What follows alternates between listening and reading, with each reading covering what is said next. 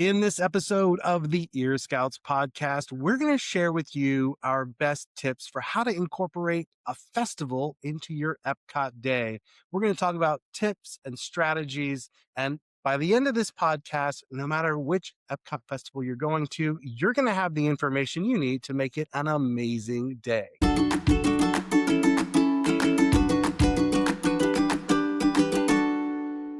Hi, ho, everybody, and welcome to episode 15 of the Ear Scouts podcast. And this is a very special, very unconventional episode because we're actually all here at the same time at Walt Disney World. And if it's your first time enjoying an Ear Scouts podcast, let me introduce you to the whole cast who is all here together for the first time. Craig, normally joining us from the state of Indiana, but right here in Celebration, Florida. Hi ho, Craig. Hi ho, everybody.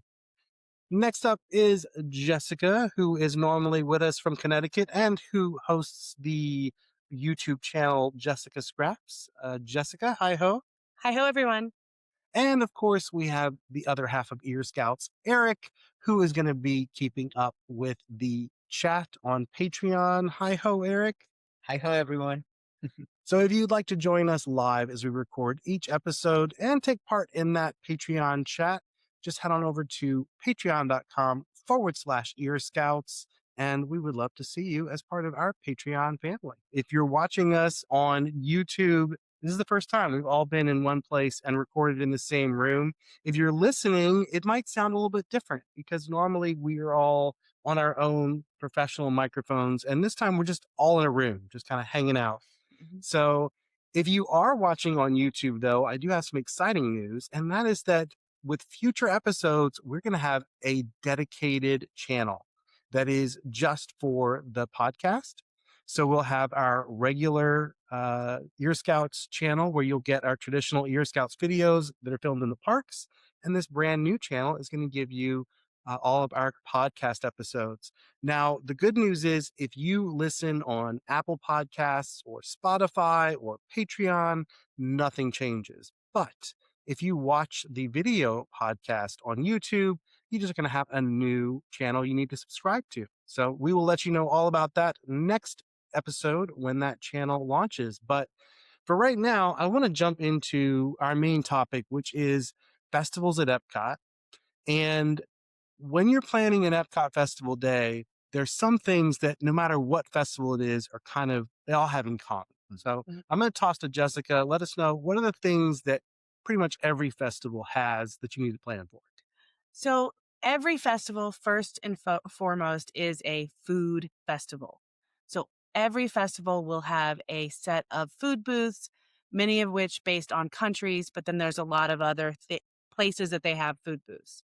The second thing they're going to have is 2 scavenger hunts at least. The first one's going to be a food-based scavenger hunt, which is where you get items from certain booths to complete a set of items to get a free prize. The second scavenger hunt is going to be one you purchase at one of the stores, and you're finding a character, art, some sort of thing around the park, and then you will get a prize for completing that scavenger hunt. And then the last thing that all of the festivals have is some sort of nighttime entertainment, either bands, the Broadway performers, or the candlelight processional. So those are the big things that you're going to see no matter which festival you have that you're going to need to plan for. If you're at Food and Wine, that's pretty much all you got to plan for. There's really not much else going on at Food and Wine. There's going to be a lot more food, but that's pretty much the only thing happening there. If you're at the other festivals, though, there are going to be some other things that you need to think about. And I'm going to start with the festival that's going on right now, which is Festival of the Arts. If you're at Festival of the Arts, there are some really cool performances that happen during the day. So not just those nighttime shows that Jessica was talking about, but you're going to have live music. Usually there will be performances of an artist who's going to basically paint a painting right before your eyes. They kind of start with a little sketch and you watch, and he usually does it to like music, and he's dancing, and it's a very exciting thing to watch, actually, to see a painting just come together right before your eyes. So that's a cool thing that happens at Festival of the Arts you might want to plan for. They also have their paint by numbers mural, which is this huge mural that everybody gets to paint certain squares, and you get to see that come together throughout the day.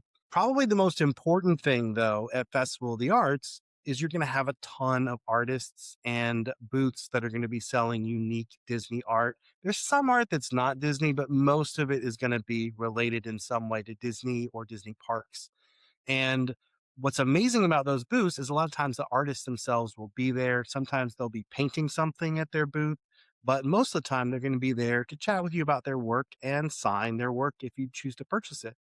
So those are the main things that you're going to probably want to plan into your day at Festival of the Arts, apart from the core festival stuff. There's also this year a Lorcana thing going on. So if you're a big collector of Lorcana cards, you're probably going to want to make that part of your day.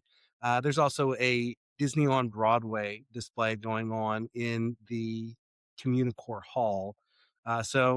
But those things maybe not going to be there at every Festival of the Arts. They just happen to be there for this Festival of the Arts.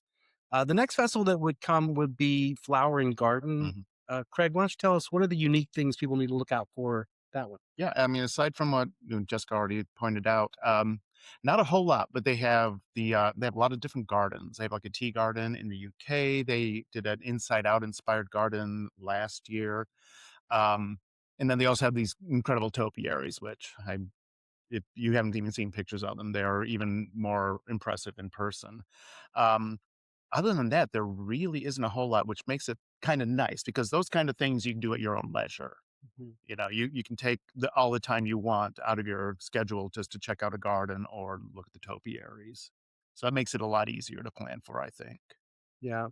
Jessica, what about Festival of the Holidays? Because other than Food and Wine, that's the other festival that we currently have in the rotation. So Festival of Holidays is a little bit different in that it has one major thing that happens, and that is the holiday storytellers. And some of the countries, there's music, like the Voices of Liberty do a Christmas kind of set, or in Canada, there's a band that does a holiday set. So it's more about every country has a holiday set.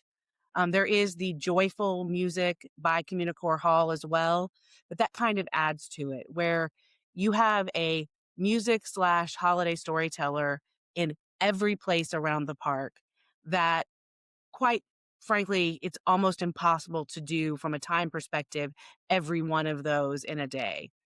The other big thing for littles, which, that's kind of my focus a lot of times, is Santa Claus. So during the holidays, they have two versions. They have Goofy Santa, and then they have Santa Santa. And, those two lines are also a big draw for kids. And I think that that's the other kind of big extra thing they do for Festival of the Holidays. So no matter which festival that you're doing, you're probably going to want to incorporate rides and the other amazing things that Epcot has to offer all year round.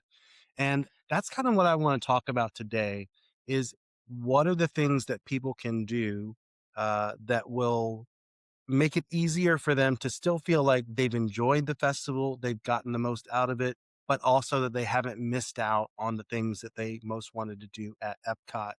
Um, Eric, as always, is here keeping up with the chat on Patreon. If you'd like to join us live as we record these episodes, you can do that over at patreon.com/ear scouts. And then you also get access to the exclusive Patreon after party. So, folks who are listening in on Patreon, let us know what are some of the tips that you give people when they're coming to one of the festivals and they want to try to do it all. And we're going to definitely include some of those tips later in the show. But I'm going to start off with my tips that I always tell people. And the first one is counterintuitive because you can't really use lightning lanes for anything that's related to the festivals. They don't even have lightning lanes for characters anymore. So even if there was like a special character experience happening that was tangentially related to the festival, lightning lane doesn't help you with that.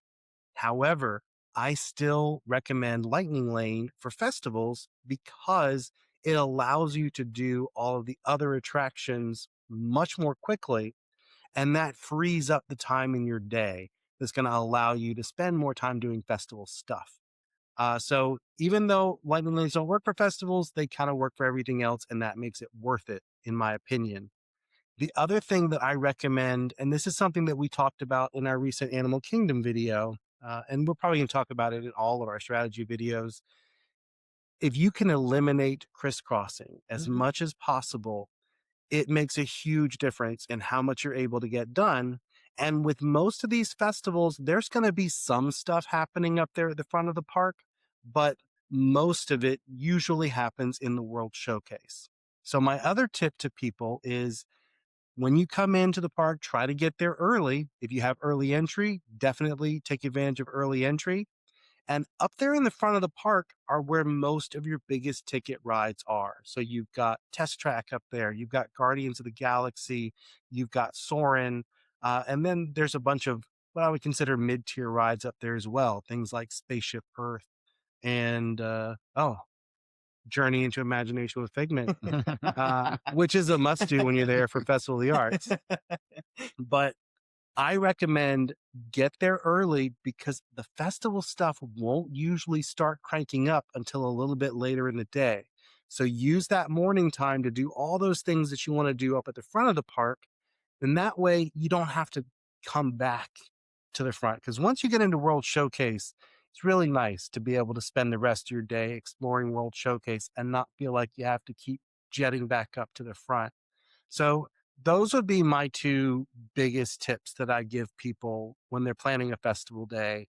And what about you, Craig? What are your tips for folks doing a festival Yeah. day? Well, I got to experience it this morning with Jessica and John. And kind of counterintuitive to that was we were kind of focused on the festival itself. So we wanted to do the scavenger stuff. And that actually, if that is important, that's a good thing to get in the morning because Real Showcase is pretty empty. Mhm. If that is your focus, that is a good time to do it, I would say. But otherwise, yeah, I agree. It's the crisscrossing, and I think Fast Pass really is a must if you want to try to really do it all and get those rides done early for sure. Definitely agree with that. Yeah, Jessica, what are your thoughts? So I come at it a little bit. We've joked about this a couple times as a spreadsheet. I make a spreadsheet of fun, and I'm a big believer in a spreadsheet of fun. And I think particularly for art and particularly for holidays, the extra stuff is timed. So Festival of the Holidays, certain holiday storytellers appear at certain times, and I literally spreadsheeted out. I knew which ones went latest, I knew which ones went earliest, and a lot of pre-planning to make the schedule work. And in between that, we rode Remy, we rode Frozen, we rode Spaceship Earth, but we knew where our time was. And the same thing with Festival of the Arts, we pre-looked when do the artists, that we want to have signed sign, what days, what time. And for those of you that saw, I put on Patreon. So if you're in Patreon, you got to see this, the calendar, and I had blocks of time. This artist is here. It's pink. This artist is here. It's purple. I know that seems a little bit overwhelming, but if you can pre-plan to know where you need to be, in my head, particularly for these extras, and it's really holidays and Festival of the Arts. The other twos don't have as much extras as we talked about.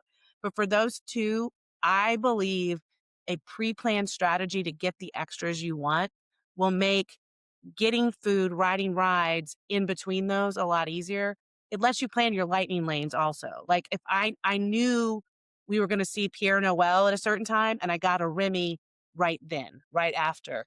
But I think what people need to know too, though, that you can help them with is where do they find Oh, this information that you use to populate your spreadsheet? Where is that? That is. so it's typically it's available on the entertainment section of the website, but you can also, and what I've found is if I go to the geotag, I call it a geotag, but the map on your app, and you look at entertainment, then it'll show you all the different entertainment around for each of the storytellers, each of the other things. Now the artists are very difficult. Mhm.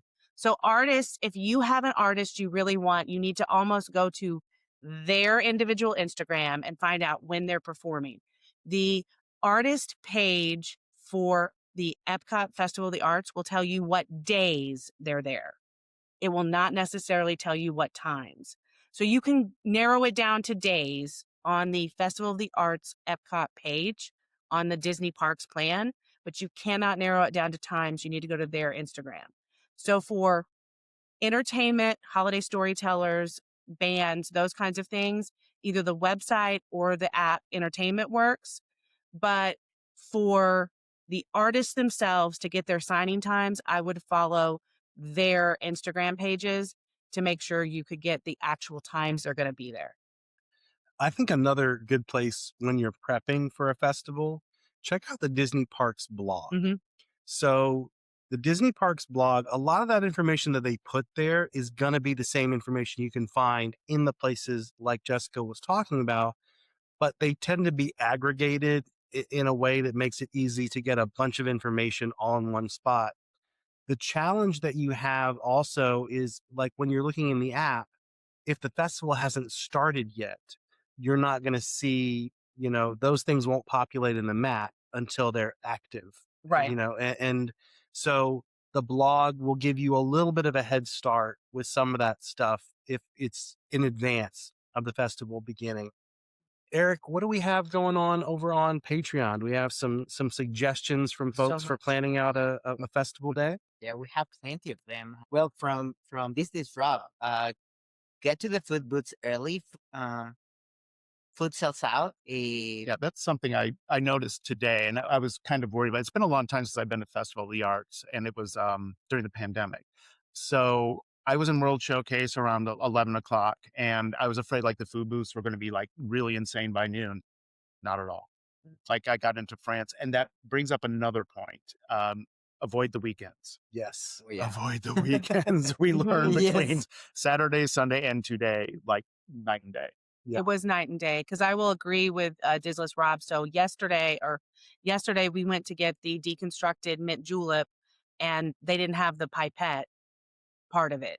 So, and that was probably at noon. They had already sold out of part of that drink. So, it is particularly on a weekend. It's not unlikely. Rob is right. I would make a priority list of what you want from a food booth. I I will say though, they tend to restock and run out intermittently throughout Mm. the day Mm. at all the booths.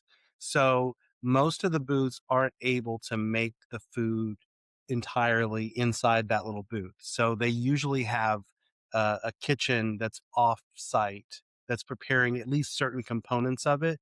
And that's usually when they run into those stock issues, is when they're waiting on something to come from the kitchen. So that can happen at any time, but yes, generally speaking, when the booth first opens, they tend to have everything they need to start the day, and they can run out pretty early if it's a popular item. What else do we have on Patreon? So I'm going to put this all together from Jasmine, Jessica P, and Wendy. A so something that they mentioned is to review beforehand, and that way you are able to pick your boots strategically if you have only one day, especially. And just because, like, I mean, there are many food options that you can try. Now, with that, just try not to plan too many dining reservations, Yep. which Mhm. it can be a big mistake. And also, if you're able to split the food and or drinks, Mhm. that will give you another option to try more things, which that's something that we usually do actually. Yeah, Mhm. for sure. And a lot of these festival items are shareable. I do want to kind of take a little side trip off of one of the things that was mentioned there. They said if you're trying to do it all in one day. And one thing I wanted to bring up is with Epcot, especially if you're really excited about a festival and you really want to enjoy the festival, if you have the ability to do an extra day at Epcot, that can make a huge difference, not just in being able to fit everything in, but also, as was being mentioned in those comments, being able to fit everything in your stomach because there's a lot to eat. And you've only got so much food that you're going to eat in the course of a single day. So what we will do a lot of times as folks who live here, we will tend to hop into Epcot during festivals. We will tend to do if let's say that there were some things you really wanted to try that you weren't able to fit into your Epcot day. If you have a park hopper, especially if you're at a park like Studios or Magic Kingdom, where there's a special dedicated transportation that takes you back and forth, it's really easy to hop on the Skyliner from Hollywood Studios, hop over to Epcot, and have a really nice lunch of different food items from the booths that you really wanted to try. And then you can hop right back over to continue your day at Studios if that's what you're planning. So I think consider ways that you can maybe extend your Epcot festival Mhm. over more than one day can also help a lot with getting everything you want done. Mhm. And adding to that, like just as a reminder, also the food booths do not open until 11 a.m. Mhm. So Yes. yeah. And that's why I was recommending at the beginning, starting up at the front, because if the food booths are your main focus for the festivals, you're not going to be able to do any of that until later anyway. So you might as well get those rides done up Mm. front. Yeah, one thing we haven't talked about is dividing up the food booths into logical quadrants.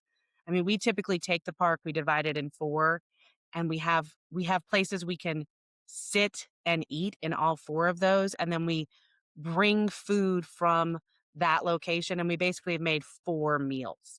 So a lunch, a dinner, and we find things at those booths, we put it together, we eat it, and if you can kind of think of it like that, you're not crisscrossing. You're also finding a place to sit. So like Odyssey's a great one to sit at. Outside of the German pavilion over there on the water is the next one. Inside Rose and Crown, if you're doing that one for lunch and they have the pub musician. So before it turns into dinner seating, you can sit in there. And then in the new section next to Figment, as you're going around, they have outdoor seating now that's covered. So there's actually four really good seating areas, two in air conditioning and two outside. And if you take the park and turn it into that and you do two meals each day, you have a great kind of divided up plan to eat around the world. Mhm. And you can also, if you have a group, Mhm. that you're sharing things, you can have one person get in a line in one of the booths while another person gets in line for another. You do kind of want to, in some instances, you might have one booth that has virtually no line. So obviously, you want to try to time it as best as you can so that you're not eating cold food. But I do want to add another seating spot too to the Mhm. ones you were mentioning. In Japan, if you go back behind, there's kind of like a little koi pond there, and there's actually seating back behind that pond that a lot of people don't realize is there. And what's great about that is because the people don't realize it's there, it's shady, it's kind of quiet compared Mhm. to a lot of the other places, and there's a lot of tables back there that are usually available. Mhm. So Mhm. And one thing I want to add as far as when you're actually eating and finding a place to eat, be aware of the wind. I had an issue yesterday when these guys went to Fictional Victuals and got food. I got the crab tostada because I had to have it. I put it on top of a trash can for 2 seconds. It was gone. yeah. And luckily, I went back and they were able to replace it, and I had my receipt and everything. But yeah, adding to that, also be aware of the birds, and the birds. especially especially in the American Pavilion over there. Things Mhm. can get a little bit tricky. Agreed. the the animals at all the Disney parks, they're aggressive when it comes Mhm. to food. So So just as a reminder, don't feed the wildlife. yes. Mhm. Just that's, um, and also from this is a question from Daniel from the Tomorrowland Traveler. Hey Daniel, good to see you. Is the Italy booth still a skip this year? Oh, Oh. so that's actually a really good segue because since we were all here together, Jessica, Craig, and I went into Epcot yesterday Mhm. and we tried a few of the food booths, and one of those was Italy. And I had high hopes that maybe Italy was going to turn the corner. It, the dessert was okay. The dessert was decent. Would I wait in line if it was a long line for that dessert? No. Was it the best dessert that we had out of the three booths that we went to? No. So, yeah, I would sadly say Italy is probably a skip again this year. Another quick question from Jen. Do the dining plan snack redemptions still work at the festival food booths? Yes, and that is a great tip. If you are using the Disney dining plan, there is no better use of a snack credit than a qualifying treat from the food booths. In some cases, there was one, it was like a lobster dish that was at Food and Wine.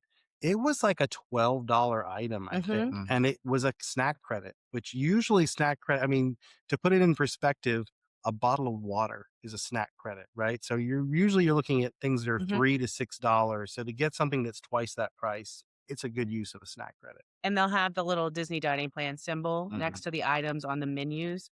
So not everything on every menu it will count, but they will have the Disney dining plan symbol. So just look for that. But it is the best use of the Disney dining plan, in my personal opinion. You will beat the system. Well, and I think this is a good tip as well from Ray and Lauren. Eh, my favorite tip is to buy a gift card, either the grease one or just a regular one. Put some money on it, and then use that to pay for food. It allows it allows for budgeting if necessary and prevents a bunch of charges on your credit card. Yeah, And buy your gift cards using either a Target gift card or their debit card, and you get 5% off yep, That's true. all year round. yep. So that's one of my big tips anyways, like Mhm. save 5% on everything. That's a big one. I know a lot of people, they go to Target. Sam's also does it sometimes. Costco used to do it. They haven't done it in Yeah, I two haven't seen years. Costco in very long. Can you, and I've never tried to do this, but I'm guessing you could get your Disney gift card from, Target or wherever you're getting a little bit of a better deal. And then you could use that gift card to buy a wristlet. No, No. you can't transfer. So what you do is you buy the wristlet for $10. Put $10 on it. You go to your My Disney gift cards and in your And account, Yeah, and you transfer all the money you have to the one card. got it. yeah. So that's what I do all the time. Is my Spike the Bee card has had hundreds of dollars transferred to it from other gift Mhm, cards that I've gotten, and you just have to do it inside that account. That also, this is just a really good tip. If you have a child with you and they lose their card, you just go in and immediately in your account transfer that money off that card. mhm, Mhm. So I would always go in and set up the Disney gift card account and put your cards in there. You can't use the cards from there, but you can change the money around when you have the kids, or you, if that Spike the Bee card comes off, automatically I can go in and move all the money without mhm. thinking. So 100% that disneygiftcard.com, check balance, move balance, 100%. Yeah. Great. What else do we have on Patreon? A quick question from Taylor. She mentions, I'm going to the very last weekend of Festival of the Arts. Any tips or suggestions for us? I'm worried it's going to be crazy since it's going to be the last weekend. Mm. So that does sometimes happen, especially with Festival of the Arts because it's short. So Festival of the Arts and Festival of the Holidays are the two short festivals. And as a result, the beginning of them and the end of them tend to be super rushed because people just haven't had time to do all the things they want to do. So especially locals will kind of flood in at the last minute.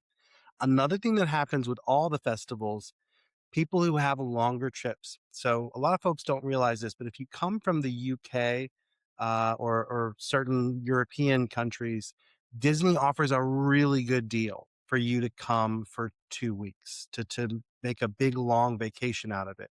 So a lot of folks have 2 weeks that they're playing with in terms of where they're going to put their time. And a popular thing to do is if one festival ends and another festival begins within a window of time, folks will Mhm. bookend them. And so that also contributes to things being really busy at the beginning and at the end of the festivals. Um, doesn't happen as much at the end, I feel like, with Flower and Garden, because I feel like there's a long gap now, isn't there, Mhm. between Yeah. they've changed the schedule. I don't feel like the end of Flower and Garden has the issue as much as the end of the others do. in the beginning of Food and Wine is still crazy. Mhm. So, The beginning of all Of of all them, the yeah, yeah. the festivals. beginning of all of them is crazy. But for specific kind of feedback on Festival of the Arts, I think what you need to do is kind of listen to what we were talking about, but particularly if there's food that you really want, I would I would research that food and go get those as a priority, knowing because of lines, you may only be able to hit 4 booths. So I would, prioritize your top 4 booths, make a plan to do those in a way that doesn't crisscross, and just kind of do that. And then if you can go back and get extras, get extras. But I mean, we were there on Saturday, and I was texting the guys, and I said, I've never seen the lines like this for Festival of the Arts, and it was extremely long lines for food booths, and like the wait times were low at rides, but food booth lines, and this was not opening weekend. So I think you need to prepare yourself for which food booths do I really want to go to, if that's your priority. And if art is your priority, I would do the same thing. I would beeline it, Scooter, Rob Kaz, Dave, Perillo, the ones that are there all the time that you really want to see. I would make sure I had a plan. So I do think another thing that's helpful to mention with the food booths, if you're planning to get the items that are on the scavenger hunt that we talked about, those do tend to a lot of times be the items that will be sold out at the Oh. booths, because those lots of people are just doing those scavenger hunt items. And the one that I think is really important to do that with is the Festival of the Holidays because they have the cookie stroll. So the items that you're collecting are cookies. I cannot tell you how many times I've had to go back to a booth because they didn't have the cookie. They had everything else, but they didn't have the cookie. So, but that happens to a lesser degree with all of the different scavenger hunt items. So back to that earlier tip about if Mhm, you want to, if Mm. something's really important to you that you want to try, prioritize it earlier. I would say that goes double for the things that are on the scavenger hunt. The other thing I will say though, if it's out, it's gonna come back, right? mhm. Mhm. And that's another thing that I do. If I see a really long line at a booth, I will ask before I get in that line, do you have whatever is the item, that I'm looking to get? You can usually just go up to the window where they're handing out the food and just wait for a moment where they have a quick break and you can ask, hey, I'm planning to get this item. Is that, or sometimes you can just see that they're still serving that item, without even having to ask anyone. So from EJ, we know that food booths don't open until 11 a.m. However, are all the other non-food booths aspects of the festival open before 11 a.m.? We It, have early entry access. it depends. So obviously for flower and garden, the gardens are typically open from the time that the park Mhm. opens. Even the ones that are interactive, like the butterfly garden, I feel like is usually open with the park. Yeah. So that one you have a lot of things you can do right away. Also. So for Festival of the Arts, uh, the paint by numbers, the performances, the art booths are all not open till 11. The only thing that was available was you could walk through the Broadway display and you could get your Lorcana cards. Hmm. And you could do the figment search, Oh yeah, the scavenger hunt. the scavenger hunt, except for Canada. For some reason, the Canada store was not open Mm. when, Hmm. before So 11, at least. it's really hit and miss. And holidays and holidays is even more. Most of the holiday storytellers don't start till 11. So There are some that start early though. yeah. Yeah. I feel like usually Père Noel start early, but again, look in the Hmm, app and hmm. see the times for those. Mhm. Well, before we wrap up, I would love to hear, does anyone have any final tips or suggestions for visiting Epcot on a festival day? I'll just answer Taylor's questions. I think that's a very good one, which is, would I plan a sit down restaurant on the same day? No. I think we plan, and it's a really great tip, Taylor. We plan on only eating at the food booths when there's a festival. Mhm. That's a great tip, and that is one that we kind of forgot to say. Yeah, and even though they look like small portions, a lot of things are really filling, like surprisingly Hmm. filling. And just tried a few things, and I was like, I'm good. Yeah, so that's something that we forgot to say, and I agree big time with that one. All right. Well, with that, I think it is time to move on to a segment we like to call Happy Thoughts. Jessica, why don't you start us off? What is your happy thought today? So, some inside baseball. I am here when there is a huge amount of snow back at home. So in Connecticut, there was something like 2 feet of snow, and I have a camera on my front door, and I got to hear the exchange of two of my children being super sweet to each other about shoveling the snow. And they don't know that I overheard them, but they were just so sweet to each other about, I'll help you shovel and you do this. And it's for parents, you understand what I'm saying. It's just having this moment where you know you raised your kids right. So Nick and Belle, if you're out there and you actually listen to this, I heard you and you're wonderful kids. So it was awesome. So that was my happy thought. And it was just a beautiful moment that I got to overhear. So Greg, what is your happy thought this week? Well, just the fact that I'm here, that I actually got here, because at the last minute I switched my flight on Sunday yesterday to the earliest one I could get. And I still got in. I got here maybe a half hour later than I was scheduled. But when I looked back at the original flight I was supposed to take, I would not be here. So I'm happy that happened. Eric, what is your happy thought this week? It's going to be like something similar that from Craig.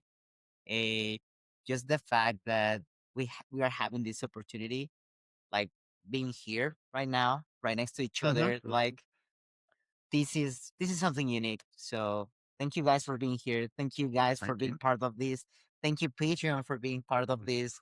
Like this is this is just fantastic. Mhm. Yeah, you really are. You all really are the fifth member of this podcast. So Well, thank you all for your happy thoughts. My happy thought this week is we just had a new video come out that is all about planning your first Disney cruise.